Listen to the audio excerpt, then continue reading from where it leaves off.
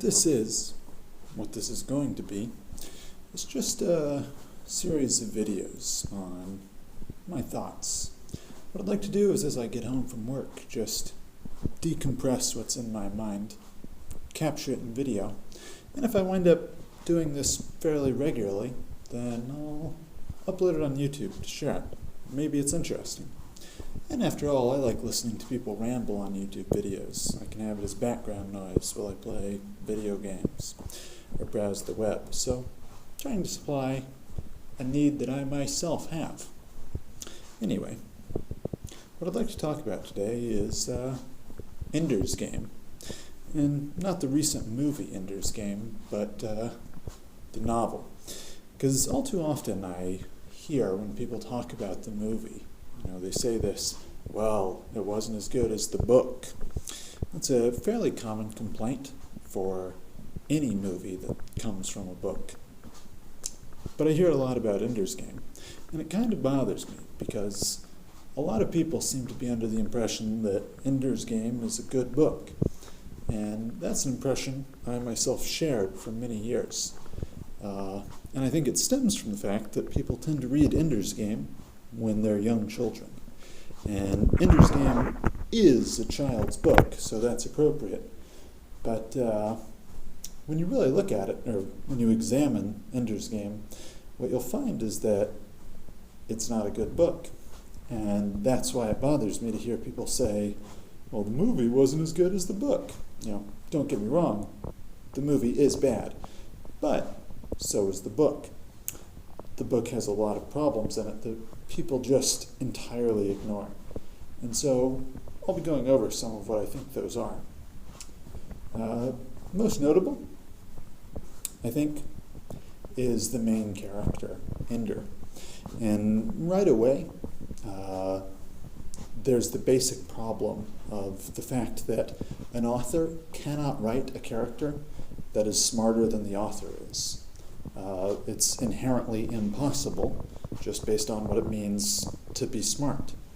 Now, the author can obviously take more time to write out what the character would do. In other words, a problem that the character solves in 5 minutes, the author could think about it for an hour to get the solution. So the character can appear to be thinking quicker than the author, but at the algorithmic level of intelligence, that is the thought processes that the character employs, can't be superior to the ones that the author employs. Simply because the author cannot create something that's smarter than himself. That's a hard limit. So what I'm getting at is that Orson Scott Card is in a poor position to write the novel Ender's Game. He's set himself up to write a character that he can't possibly write. And in a way, I'm a little bit disappointed in saying that, because I feel like it's not a harsh enough criticism of Orson Scott Card, because it's really not that strong a criticism of anyone to say that they aren't smart enough to write the character who's, a super genius, who's one of the smartest people in the world, and so on. So that's not really much of a criticism.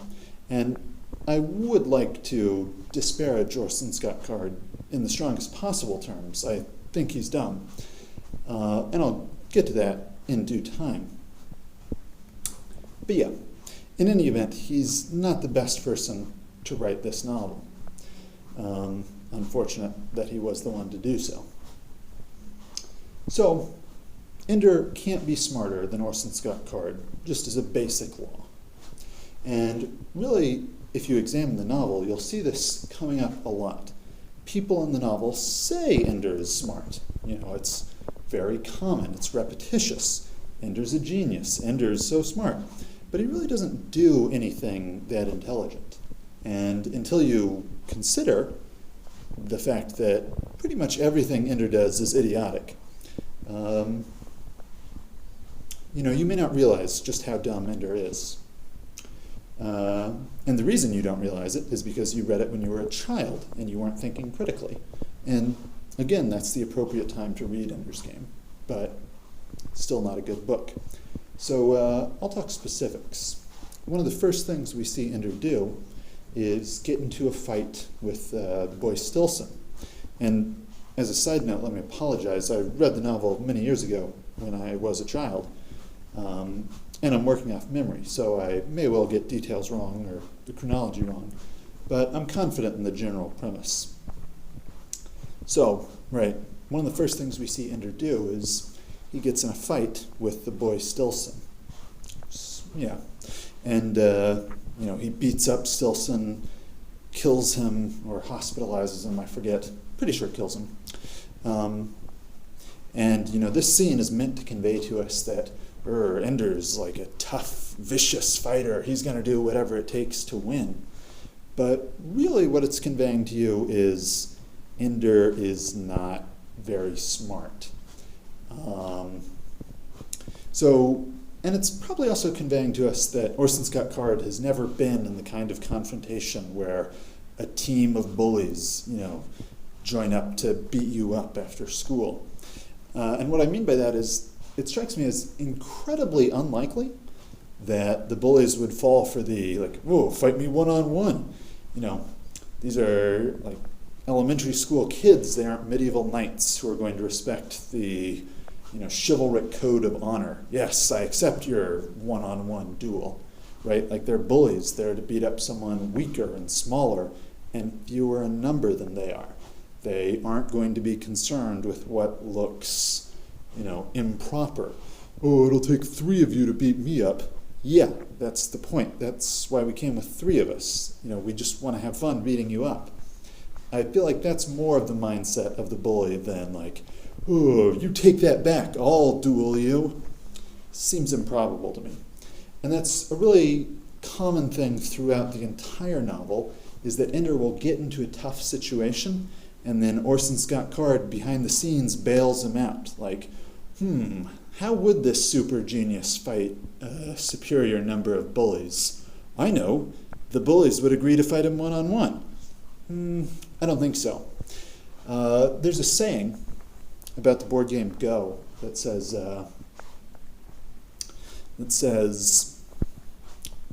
the amateur plays so that there's a path to victory.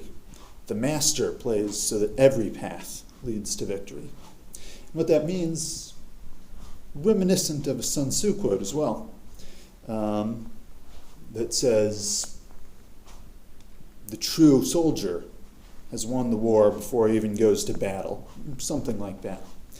And what these mean is, the smart, kind of insightful, tactical way to fight is to prepare the scenario such that you must win.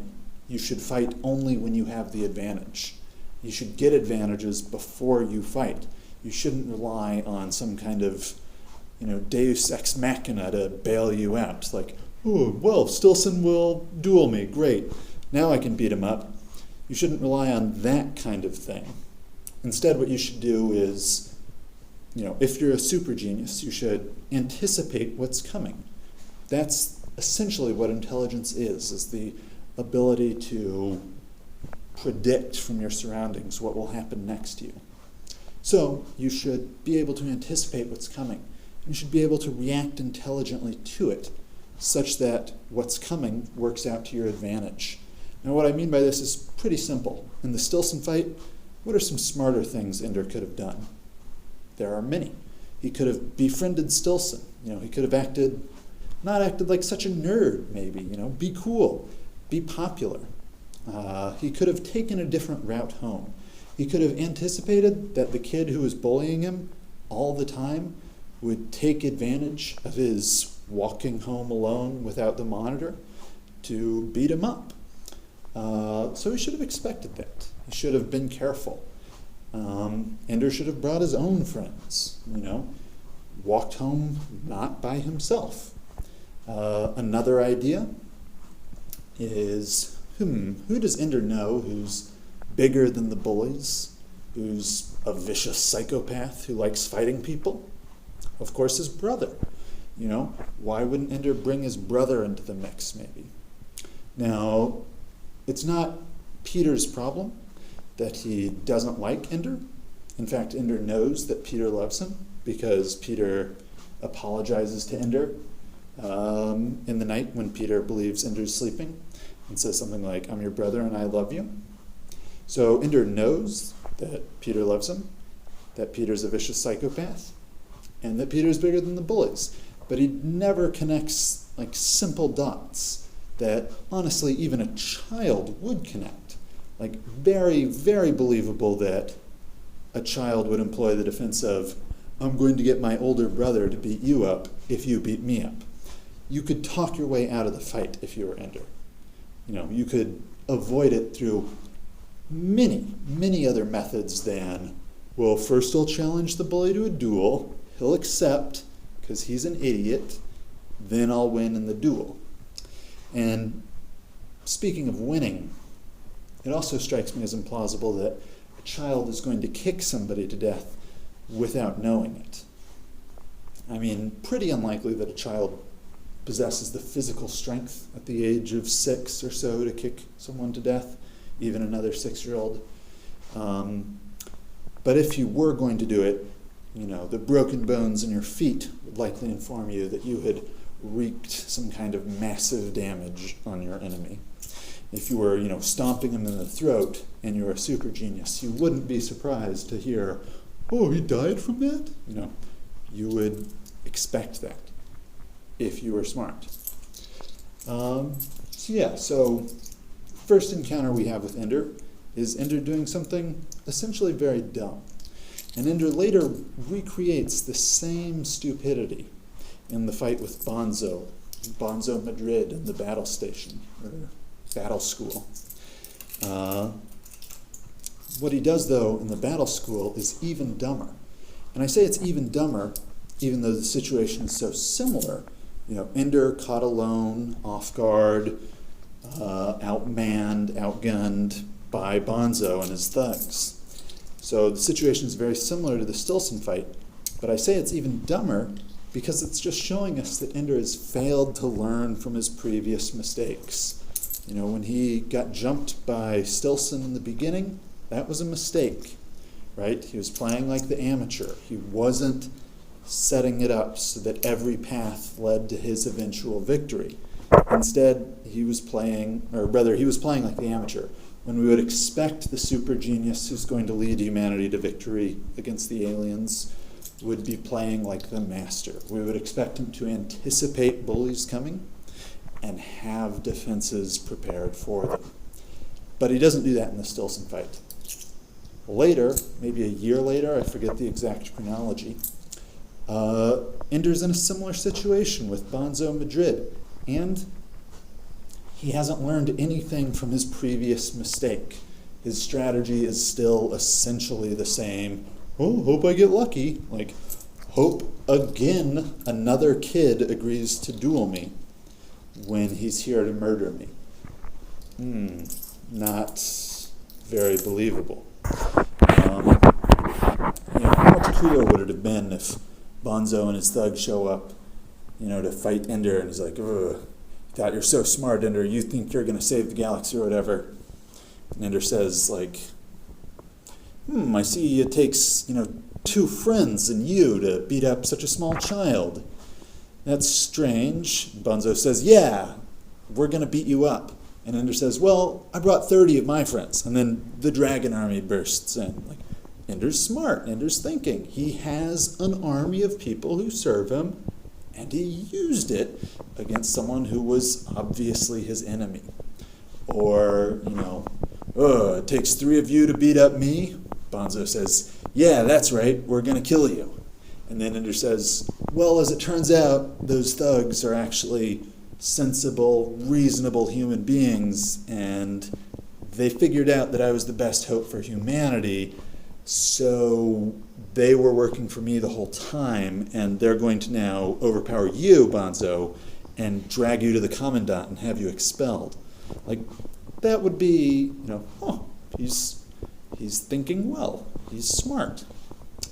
But Ender doesn't do that, because Ender's dumb. And the reason Ender's dumb is because Orson Scott Card is dumb, and he has to write someone a little bit dumber than himself, which is very dumb. Yeah, so what else can we say about Ender's failure? In general, Ender's portrayed as, this uber Mensch kind of character. And I say this, I've read an essay comparing Ender to Adolf Hitler, which I think is obviously an extraordinary overreach. But Orson Scott Card definitely has the preconceptions of intelligence that we would expect from a moron. And what I mean by this is that, Orson Scott Card characterizes Ender's performance in a variety of games. Like, he plays the snake in space game against one of the older students. I forget the exact details, where they're flying something around through an asteroid belt. And Ender says, "Ooh, let's play best of 3." Plays the older kid once, older kid beats him. Plays the older kid second time, Ender wins. Third time, Ender destroys him. Ender's mastering this game that some other kid presumably has played a lot, and he does it in the span of 3 games. Now, this is pretty silly when you consider that it's not just some random kid Ender's playing against. It's a kid at the battle school. And if you've made it to the battle school, if you've flown up to the battle school, the reason you're up there is because it's considered that you are a potential leader of the human fleet. You are a genius level student. And your mental powers are so impressive that you would be considered to defend humanity against the bugger threat. So this is the kid that Ender trounces at the video game in 3 tries. It's like Orson Scott Card doesn't even know what intelligence is. There's no fundamental aspect of human nature that gives you the ability to master a video game in 3 tries against a, you're not going to defeat a skilled opponent that rapidly. And obviously his opponent was skilled. He's one of the older kids. He's played that game a lot. Ender should have been destroyed all 3 times. And then, we should have been treated to Ender training, Ender mastering the constituent skills of the video game. And then overcoming, perhaps a series of weaker minds or a series of lesser players before defeating a good player at the game. But no, instead, Ender just, "Oh, well, I'm smart, so I'll destroy you at the game." And it never, Orson Scott Card never treats us to an explanation even of how this would be done. Like, what brilliant strategy at navigating through an asteroid belt is Ender using to defeat a skilled opponent? Anyway, obviously Orson Scott Card can't come up with that. And in a way, I don't blame him for that. But this type of thing is just littered throughout the novel. We see it again in the battle school fights. Ender, just miraculously wins every battle because his opponents are somehow even dumber than he is. For example, Ender's opponents use formations when they're fighting. Like, formations is an outdated tactical engagement method, even at the time Orson Scott Card was writing it. Formations for small infantry was outdated around the Revolutionary War. So it's very strange to me that the other children are using formations for their small squad deployments in space. Extremely strange to me that the teachers wouldn't step in and advise the students on how to be more effective than using formations. But, oh no, brilliant Ender says, "Oh hey, we're going to, recreate this fighting strategy they used in World War II. We're going to use small squads of people moving freely or agilely." Anyway, it's embarrassing. Orson Scott Card's portrayal of intelligence is just that Ender is suddenly a master level at every skill. And when Orson Scott Card has to describe the skill, such as leading armies in the battle school, he just does a really poor job of explaining the difference between Ender's master level inherent Ubermensch skill and the other students. All Orson Scott Card can do is make the other students really, really bad, like we're going to use formations and wait to be shot level bad, in order to make Ender win any conflict with him. So that's obviously a problem. Other times when Ender's dumb, one final point I'd like to make on this is that Ender fails to realize pretty much every major plot in the book. Ender fails to realize that, and there are going to be spoilers obviously, Ender fails to realize that he's actually fighting against the bugs when he thinks he's in the simulation, or when he's told he's in the simulation.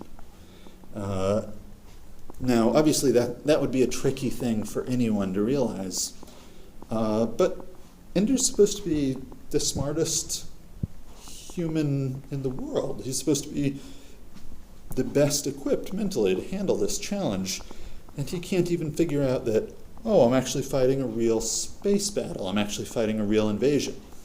And I want to be clear, I'm not claiming, like, this is something that I would have figured out. It's definitely not something I would have figured out as a child. It's not something I would expect 99% of people to figure out as a child. But I would expect the best people in the world, the smartest people, to be able to figure out things like this.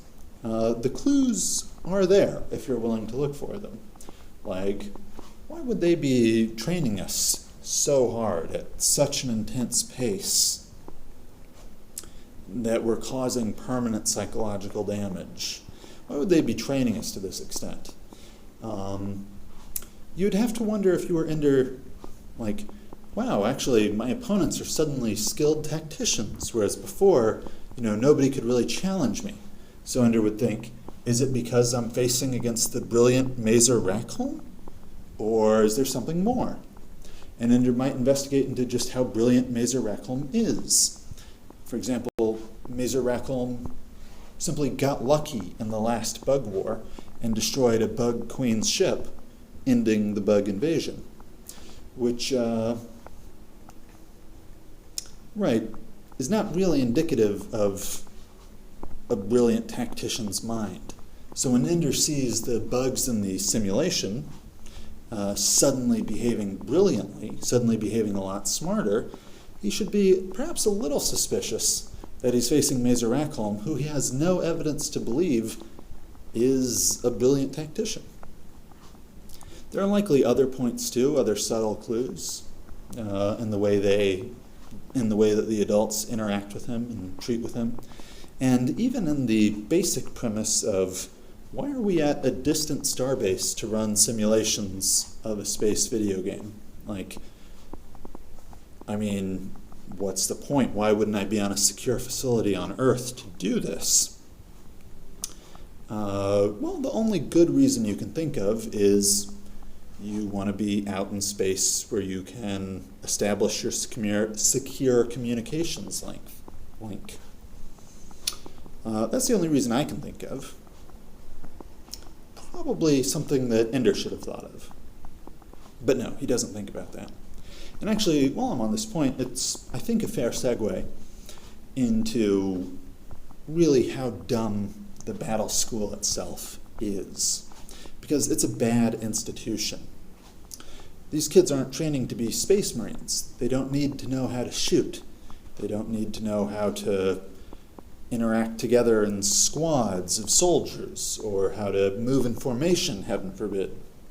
They're training to be starship pilots, or commanders of groups of starship pilots, or commanders of groups of starship pilots. That's what they're there for. So why don't you just cut out all of that battle school training shenanigans and put them in the space simulators all the time. That would obviously be much better. That's the only skill they need to know. In fact, the battle school weakens them substantially. Not only does it take time out of their busy day, take time they could be spending in the space simulators, but especially as Ender uses it himself. The battle school, what Ender does there is he deploys tactics that are nonsense, essentially. Like, I'm going to curl my legs up beneath me and freeze them, and then the enemy won't be able to shoot me. Well, that tactic has no applicability to space warfare, other than the common sense, most intuitive premise of we will face our least vulnerable surface towards the enemy. Yes, that would be like a default configuration for whatever spaceship you are going to attack with.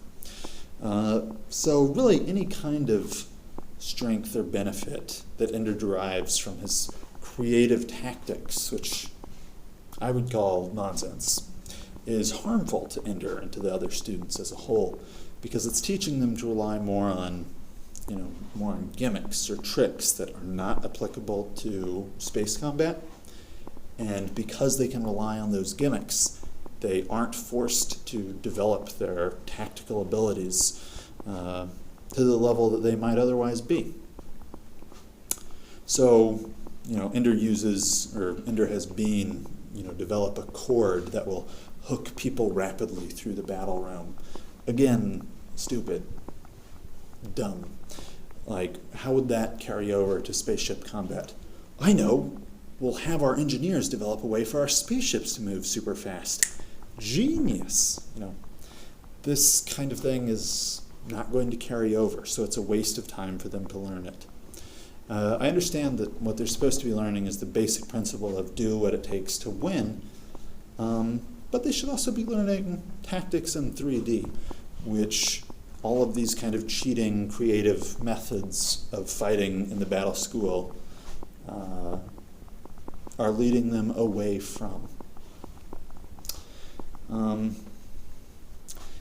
other point there is that, bringing a cord into the battle school, that's not against the rules. Nobody ever thought of bringing an outside object into the battle school. I'm going to wrap myself in a mattress and I'll be immune to enemy laser fire. I'm a genius. I'm so brilliant.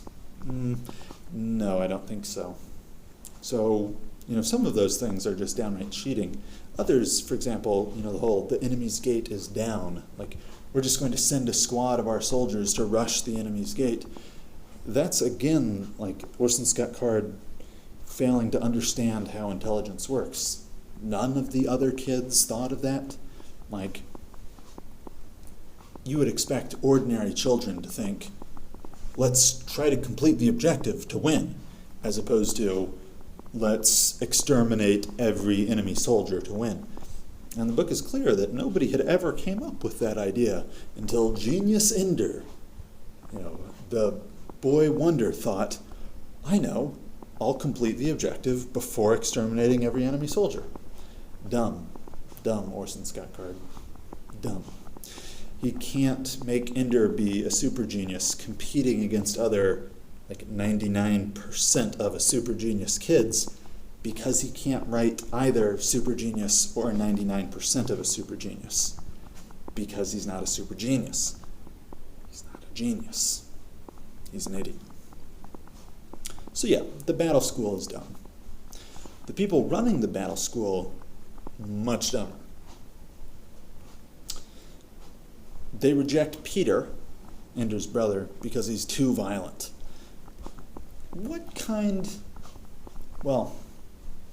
They reject Valentine because she's, too peaceful, too loving.